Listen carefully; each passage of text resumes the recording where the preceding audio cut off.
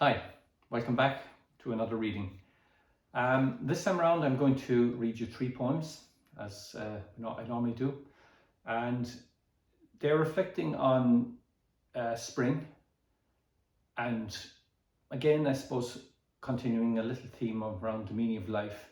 And the first one I call Posterity's Reflection. And I think very often we live our lives in a way almost thinking about what future generations will think of us or what others will think of us, and maybe we become prisoners of that a little bit.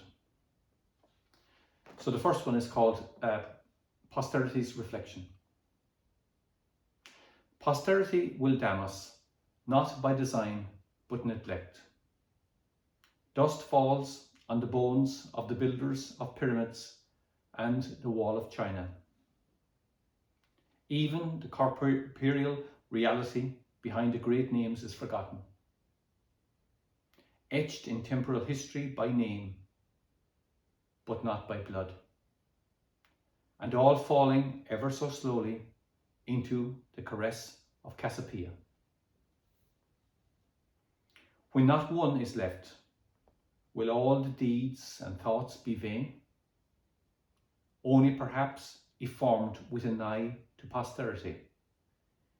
He who looks away and finds more charm in his own fleeting reflection than yours or mine.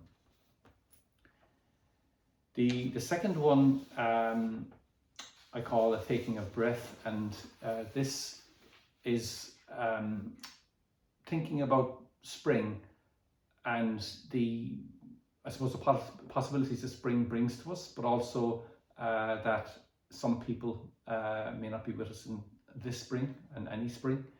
And the COVID situation, I suppose, has left a lot of people out of our lives that would have been there. So it's on those themes. A taking of breath. It's that time and the world is calm.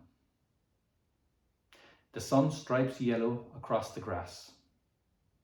The slant of light almost flat. Grass banks, new fledged leaves and daisies. Streams singing as only they do in spring. It is a taking of breath. Rest before the rush of summer.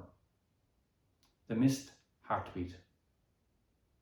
Anticipation like leaves in buds, and buds that won't unfold, and thousands new to green their space, and long lost fallen leaves of youth.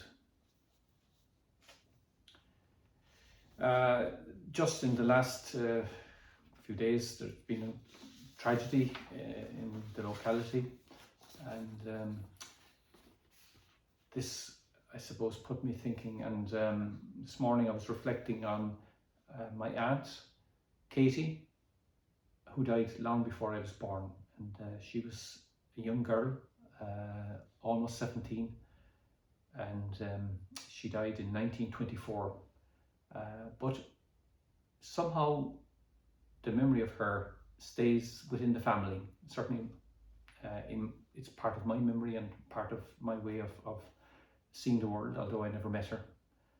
So this poem is about Katie, my auntie Katie, and I call it Free-Spirited Katie.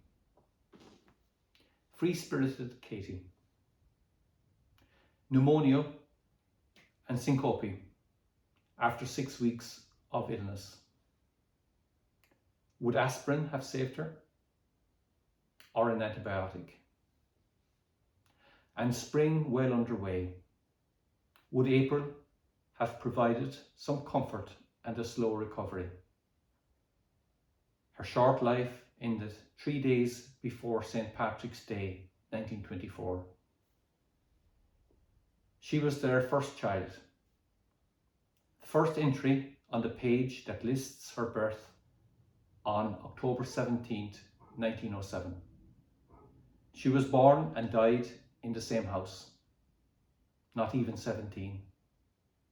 long before my time, but Katie lit up the world in some special way. Almost 100 years on, and that light still flashes into my thoughts today. She was smart, they said. She was the person who would fill any room.